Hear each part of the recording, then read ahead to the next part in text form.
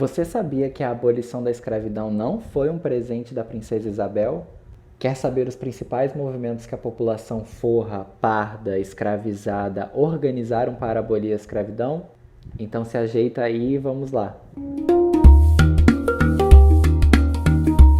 Eu sou Uri Paz, estudante de Sociologia e pesquisador na área de Relações Raciais, e criei esse canal com o objetivo de conversarmos sobre os mais variados assuntos que têm as relações raciais como intersecção. No vídeo de hoje, nós vamos falar sobre o protagonismo de pessoas pretas, pardas, libertas, forras e até de brancos aliados no movimento pela abolição da escravidão no Brasil. Em muitas narrativas, fica parecendo que a abolição da escravidão foi um ato benevolente da princesa Isabel, dada à população escravizada. Mas a história é muito diferente disso. Houve muita luta para que a abolição da escravidão acontecesse no Brasil. Por motivos de tempo e de recorte, nesse vídeo eu vou falar especificamente sobre a escravidão de pessoas africanas e seus descendentes. A escravidão indígena merece um vídeo só para ela. Então vamos lá. A escravidão de pessoas trazidas de África para o Brasil começou em 1539 na então capitania de Pernambuco. Pernambuco tem uma rica história de escravidão porque foi a primeira capitania no Brasil que desenvolveu a cana-de-açúcar e, além de ter escravizado africanos, também escravizou indígenas.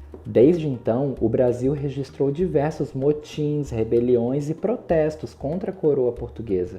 De acordo com um levantamento feito pelo projeto Impressões Rebeldes, apenas entre 1500 e 1822 foram registradas mais de 200 revoltas no Brasil. As revoltas eram pelos mais variados motivos, algumas contra a coroa, outras contra a abolição, ou guerras entre europeus e indígenas. O que não dá para dizer é que a colonização no Brasil aconteceu de maneira pacífica. Eu destaco aqui duas revoltas que ficaram muito conhecidas: a Revolta dos Alfaiates, em 1798, e a Revolta dos Malês, que ocorreu em 1835. E talvez a Revolta dos Malês tenha sido a que mais botou medo na elite do Império, por causa da Revolução do Haiti, que eu vou falar um pouco mais à frente. Ambas as revoltas aconteceram na Bahia, porque esse era um estado central para a administração colonial da época, e foi um dos que mais receberam africanos escravizados no país. Alguns pesquisadores, como João José Reis, defendem que essas conjurações e revoltas aconteceram de maneira tão intensa na Bahia porque foi o estado que mais recebeu africanos de origem iorubá, que aqui no Brasil também são conhecidos como nagôs. E esses africanos trouxeram uma experiência de guerra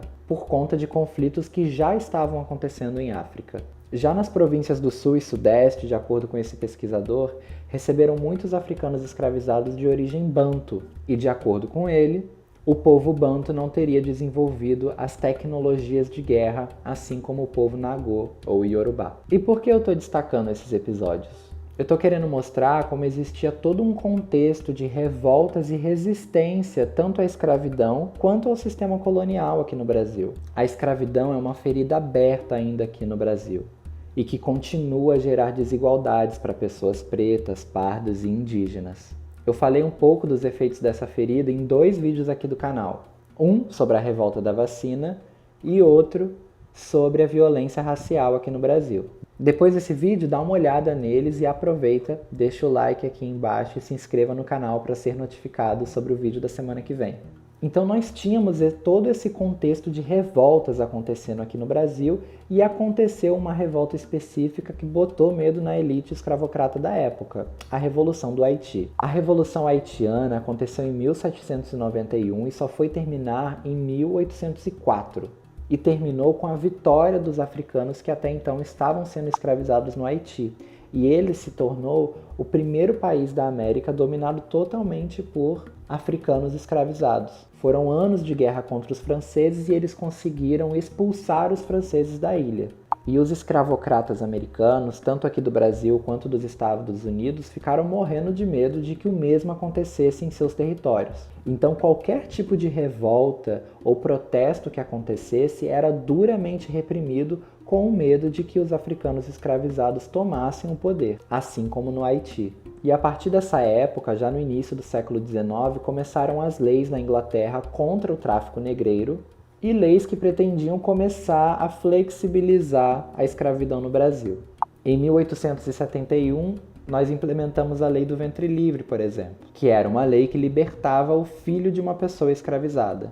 Entretanto, era uma lei só para inglês ver. Esse termo, inclusive, vem dessa época, porque os ingleses estavam pressionando que o Brasil deixasse de ser escravocrata e nós começamos a desenvolver algumas leis para manter o comércio com a Inglaterra e mesmo assim manter a escravidão no Brasil. A lei do ventre livre criou um grande problema, porque o filho da pessoa escravizada era liberto, mas os seus pais não. Então essa criança continuava sob o domínio do seu senhor. Logo depois, em 1885, foi instituída a Lei dos Sexagenários, que libertava toda pessoa escravizada que chegasse até os 60 anos. Entretanto, até hoje é muito difícil que alguém que mora na periferia chegue até os 60 anos.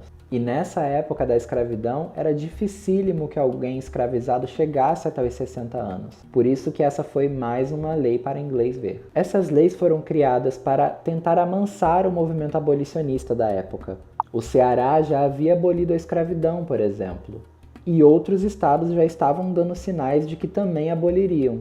E grandes pessoas negras tomaram o protagonismo dessa luta, como André Rebouças, como Luiz Gama, como José do Patrocínio. E Luiz Gama foi uma importante figura no movimento abolicionista. Durante a sua vida, ele, que era um rábula do direito, libertou mais de 500 pessoas através de processos jurídicos.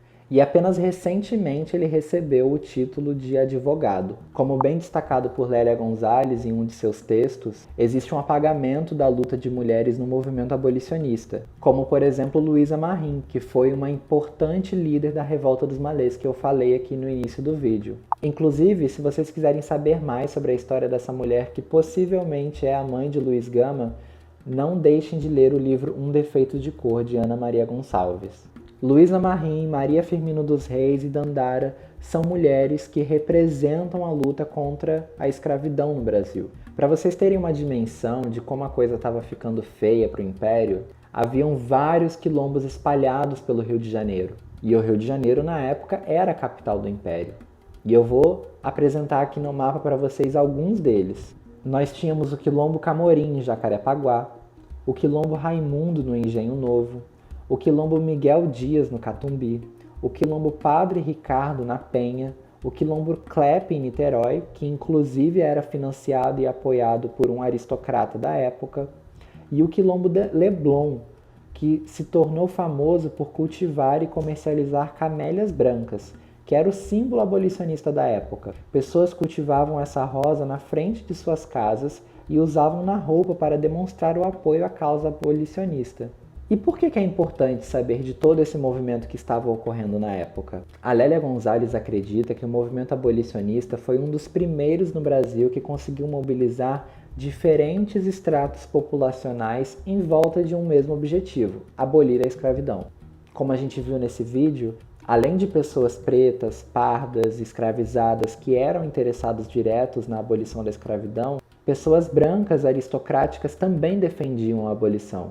E esse foi um primeiro momento em que diferentes estratos populacionais estavam juntos e refletindo sobre a escravidão.